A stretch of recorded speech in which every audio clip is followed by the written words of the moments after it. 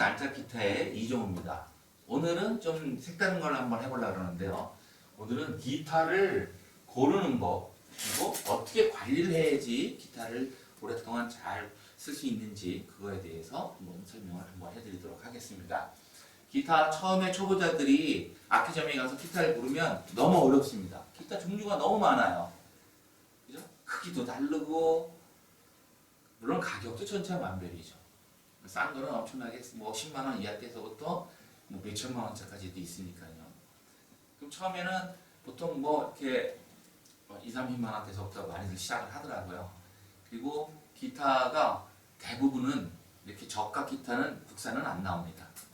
다 중국산이 거의 대부분이고요. 그 다음에 인도네시아, 그 다음에 또 간혹 가다가 좀 멕시코 뭐 이런 데서도 나오는데 다만 중국산이 거의 다라고 봐도 과언이 아닙니다. 과거에 7, 80년대 때 우리나라가 그렇게 많이 팔았다 그래요. 지금은 우리나라 국산 메이드 인 코리아로 되어 있는 거는 조금 가격이 좀 나가요. 그래서 중국산 기타를 이제 처음에는 고르게 되는데 대부분은 악기는 가격대가 뭐 어떤 것 때문에 이 측정이 되냐면 어떤 나무를 쓰느냐에 따라서 가격대가 이제 차이가 납니다. 가장 싼 녀석부터 설명을 해드리면 합판으로 되어 있는 그런 기타는 굉장히 싸요. 특히 이제 그 중국산 저가 기타들이 합판으로 되어 있으면 다 10만 원 이하입니다. 이렇게 생각하시면 되고요. 그 다음부터 이제 나무의 몸통을 보게 되면 몸통이 앞판, 측판, 후판, 옆판, 뒷판 이렇게 되는데 이 앞판만 원목으로 되어 있는 거를 탑솔리드라고 합니다. 이제 하판에서 탑솔리드 그다음에 옆판까지 뒷판까지 되어 있는 탑백 솔리드 앞판과 뒷판이 원목으로 되어 있는 거고 그다음에 전체적으로 올 솔리드 전체 원목으로 되어 있는데 이게 한 단계씩 올라갈 때마다 가격이 거의 2배씩 뛴다고 보면 됩니다. 예를 들어서 원목 이제 이게 안 들어가 있는 완전 합판 기타다 그게 10만 원이면 중국산을 기준으로 했을 때 앞판이 원목으로 되어 있으면 그거의 2배. 그럼 어떻게 되겠죠? 20만 원쯤 되겠죠? 또 앞뒷판이 또 원목으로 되어 있으면 그거의 2배. 40만 원쯤 되고요. 또 올 원목으로 되어 있으면 80만 원 정도 되고 이렇게 생각하시면 거의 정확합니다. 그럼 거기에 국산은 그 가격에 곱하기 2를 하면 또 딱 맞습니다. 근데 국산은 합판 기타는 잘 안 만들어요. 국산 기타들은 거의 앞판이 원목인 탑솔리드부터 시작이 되는 거예요. 그러니까 중국산 탑솔리드가 20만 원 정도 되면은 국산 탑솔리드는 40만 원 정도 되고 거기에 또 2배 되는 80만 원이 앞뒤 그다음에 80만 원 2배는 한 150만 원 정도가 올 솔리드가 되고요. 그 다음에 이제 가격이 어디서 또 결정지냐면 픽업이라고 그러죠. 픽업 그 앰프에다 연결을 해갖고 쓸 수 있는 장치죠. 그 픽업을 또 얼마짜리를 비싼 걸 다느냐에 따라서 가격이 또 차이가 납니다. 그러니까 비쌀수록 픽업이 좋은 데 달려 있겠죠. 그러니까 픽업 기타를 사시려면 비싼 걸 사셔야 돼요. 싼 기타 50만 원 이하짜리 기타에다가 픽업을 달면 그 픽업에 나오는 이 앰프를 걸었을 때 나오는 소리가 굉장히 싸구려 소리가 나죠. 그러니까 내가 이제 나중에 무슨 공연을 다닌다거나 어디서 뭐 행사 같은 거를 해야 될 일이 있어서 그런 걸 많이 하시는 분들이 이런 픽업 기타를 앰프를 걸 수 있는 픽업 기타를 사시려 그러면 너무 싼 거는 사지 마시고요. 비싼 걸 사야 앰프 소리에서 나오는 소리가 잘 난다 이거죠. 그 다음에 이제 또 이 기타에 달려 있는 액세서리들은 그 가격에 맞게 책정이 되어 있습니다. 헤드머신, 그다음에 그 액세서리가 그 밑에 있는 그 핀이죠. 줄을 누르게 하는 핀, 그 위에 있는 새들, 그다음에 여기 앞에 있는 너트 이런 것들도 가격대에 맞춰서 이제 여기다가 되는데 요거를 나는 50만 원짜리 기타인데 이거 비싼 걸 좀 하고 싶다. 그건 가능합니다. 그거는 이걸 별도로 사다가 교체 다 하시면 돼요. 그 정도 되려면은 좀 경륜이 있어야 되겠죠. 그 다음에 이제 기타는 그렇게 해서 가격대를 책정을 모르고 고를 때는 어떻게 골라야 되느냐. 이제 소리가 중요한데요. 우리는 비싼 기타와 싼 기타의 소리를 구분하기 쉽지 않습니다. 일단은 6줄에 있는 소리가 맑고 투명하게 길게 서스텐션이라 그러죠. 길게 날수록 좋은 기타예요. 어떤 기타는 저음에서는 잘 나는 것 같은데 고음에서는 좀 안 나는 것 같고, 그게 아니라 골고루 소리가 잘 나야 됩니다. 그리고 음의 울림이 찌그러지거나 이러면 안 되겠죠. 물론 기타를 고를 때 흠집이 있나 없나 이거는 아주 중요합니다. 그 다음에 어떤 기타가 줄이 떴는지 안 떴는지 확인하는 것도 좋고요. 보통 이렇게 많이들 얘기를 합니다. F 코드를 잡았을 때 편안하게 소리가 나는 기타가 일단은 잘 골랐다 그러죠. 왜냐면 요 앞에 약간이라도 요 너트에서 줄을 띄우게 되면은 F 코드 잡는데 굉장히 애로가 많습니다. F뿐만 아니라 이 앞에 코드를 요 로우 코드에서 잡는 코드가 잡기가 어려워지면 손가락도 많이 아프고 힘들어지죠. 그러니까 요 맨 앞에 F 코드를 잡았을 때 잘 잡히는 거. 그 다음에 이제 튜너를 가지고 했을 때 어떤 기타 보면은 이 앞에서는 좀 맞는데 이 중간이나 위로 올라갔을 때 튜닝이 틀려지는 경우가 간혹 있습니다. 그거는 이 박아놓은 이 뭐라 그러죠? 플랫이 잘못 박혔다는 얘기죠. 예, 그런 기타라는 게 앞에서만 칠 수는 없잖아요. 위로 올라가게 되면 줄이 틀려지면 절대로 사면 안 되겠죠. 그 다음에 치고 나서 잡음이 끼는 경우가 간혹 있습니다. 잡음이 막 스트로크 막 치는데 좀 기타 소리 아닌 뭐 이상한 소리가 끼면 그것도 이 기타 통 안에 뭔가가 잘못됐다는 얘기죠. 눈으로는 확인은 안 하지만 안에서 일어날 수도 있으니까 안에 있는 뭐가 이렇게 잘 떨어져 있거나 그런 거는 주의를 하셔서 그런 건 고르시면 되고요. 이렇게 해서 기타를 고르시면 됩니다. 기타는 맨 처음에 사놓고 관리를 어떻게 하느냐, 에이징을 어떻게 하냐에 따라서 기타 소리는 많은 차이가 있습니다. 보통 에이징 한다 그러죠. 원목 기타일수록 에이징하면 소리가 훨씬 더 맑고 깊고 잘 나는 거죠. 소리가 잘 나는데 대신에 이 원목이 많이 들어가면 관리하기가 굉장히 힘들어져요. 가장 쉬운 거는 합판 기타겠죠. 근데 소리가 또 별로잖아요. 그러니까 비싼 기타, 원목 기타를 사갖고 관리를 해야 되는데 저는 개인적으로 기타를 그냥 고급 누구나 가질 수 있는 모든 귀중품을 관리하듯이 관리하면 그게 정답이라고 생각합니다.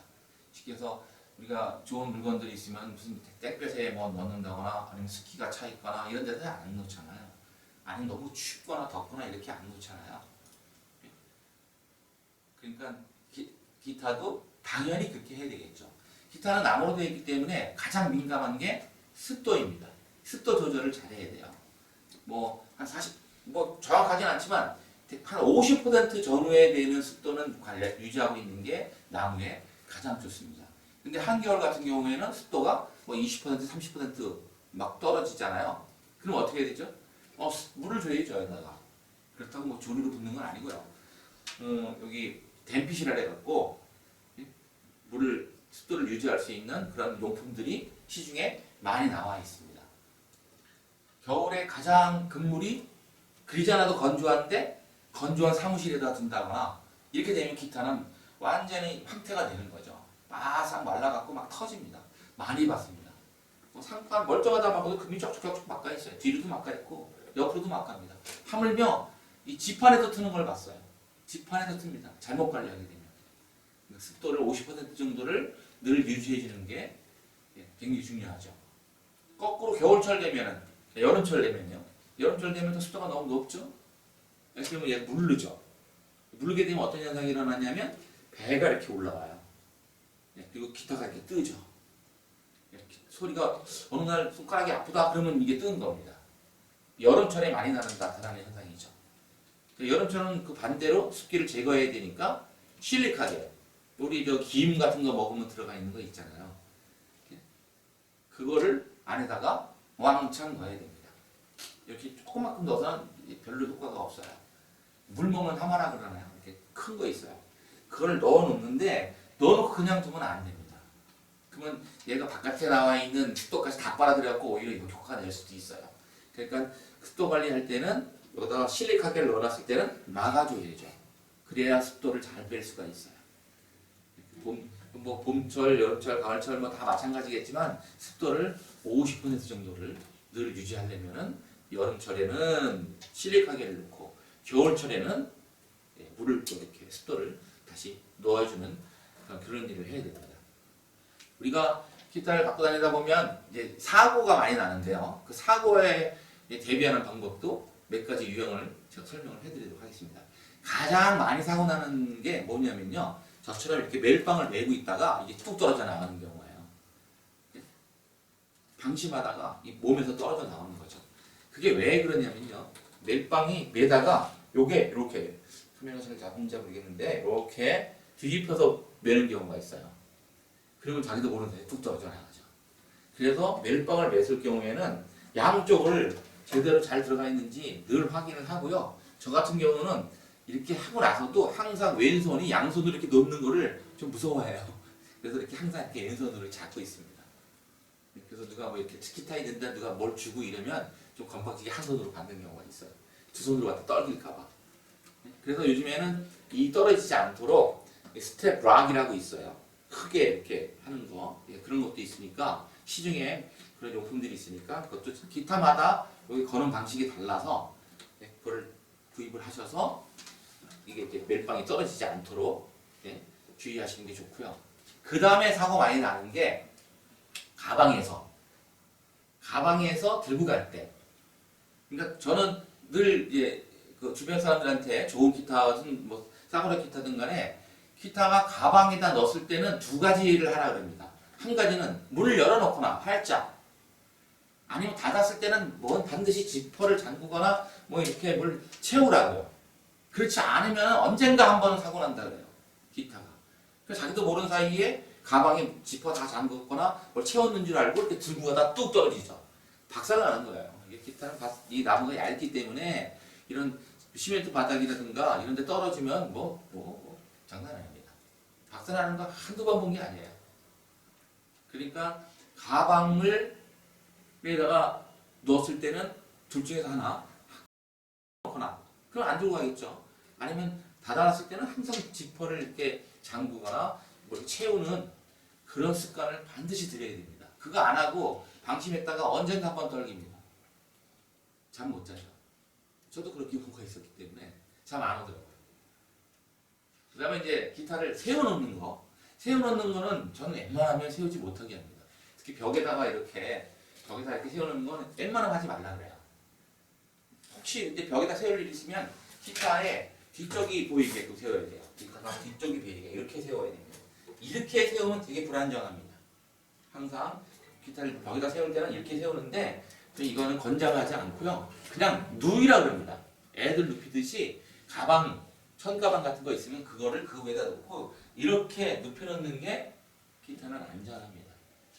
그 다음에 불안정한 의자, 특히 바퀴 달린 의자, 바퀴 달려있는 책상, 거기다가 놨다가는 이거는 뭐 장담 못해. 누가 툭 건드리고 꽉 넘어가니까.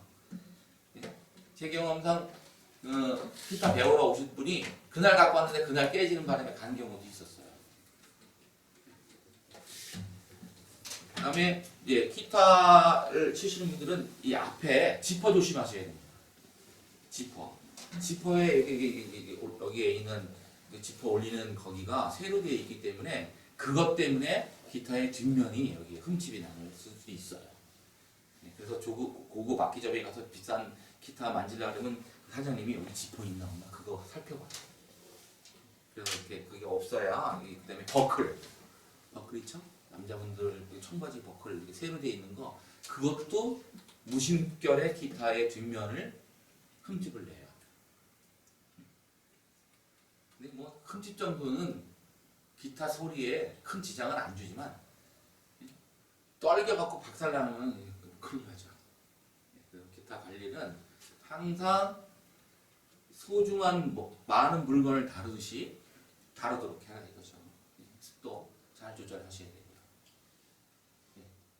기타를 사실 때 잘 모르겠으면 간단합니다. 주변에 기타 잘 치고 기타를 많이 달아봤던 강사 선생님들한테 이런 고수분들한테 의뢰를 하시는 게 가장 좋은 방법입니다. 혼자 가서 덕석덕석 제가 기타 소리도 잘 모르고 그래서 사다가 후회해서 또 사고 또 사고 그런 분들 많이 계세요. 돈이 많으면요 몇 대를 사서 상관없겠지만. 자, 이렇게 해서 오늘은 기타를 고르는 법과 관리하는 법에 대해서 말씀을 드렸습니다. 오늘도 기타와 함께 좋은 하루 되십시오. 고맙습니다.